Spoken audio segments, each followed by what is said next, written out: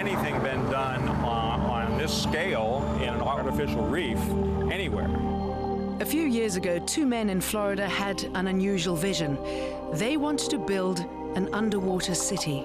The city is 4 miles straight that way in 40 to 45 feet of water on nothing but sand. The new reef is being born. A bizarre statistic claiming 1 out of every 3 Americans wants to be buried at sea prompted businessman Gary Levine to come up with the idea to create a resting place beneath the waves. His friend, artist and sculptor Kim Brandell saw this as a unique opportunity to showcase his own creative skills. This is the first project that I've ever done underwater. Well, he came to me knowing that I've been a sculptor for over 30 years and knew that I could take care of the designing and building of the project. The plan is to build an enormous artificial reef on which hundreds of large metal and concrete designs will be built. Well, the first idea was for it to be obviously the sunken city of Atlantis or something similar. I did not want to copy anybody's ideas, renderings, or whatever. I wanted to do my own thing.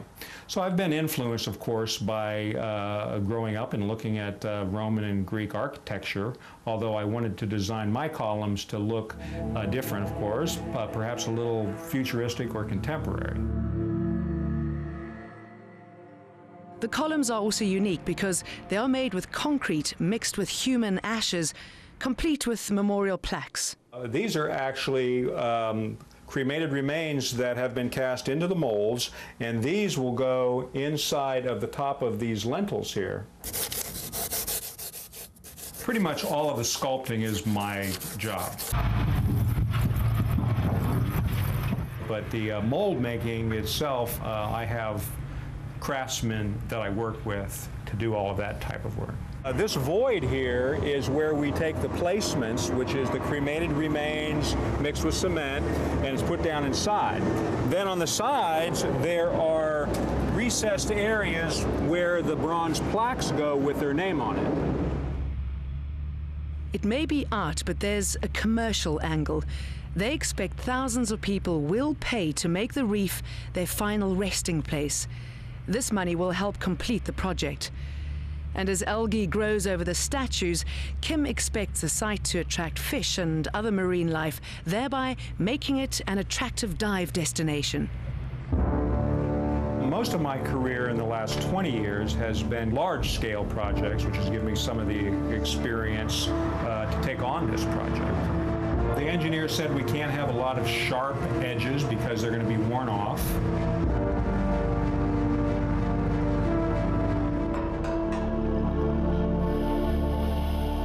It has roads, and all the roads go to 41 feature areas.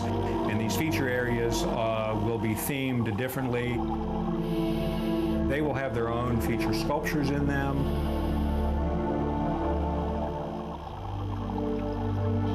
I've tried to incorporate as many different size voids and holes that I can for the different size of fish.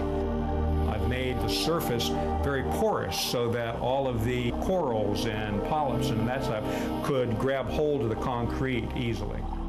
To book a placement in the reef starts at about $2,000. That's cheaper than paying for a burial.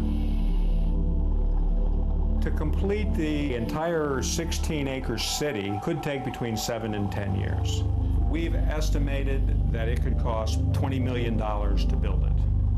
In 50 years from now, it will look more like a natural reef.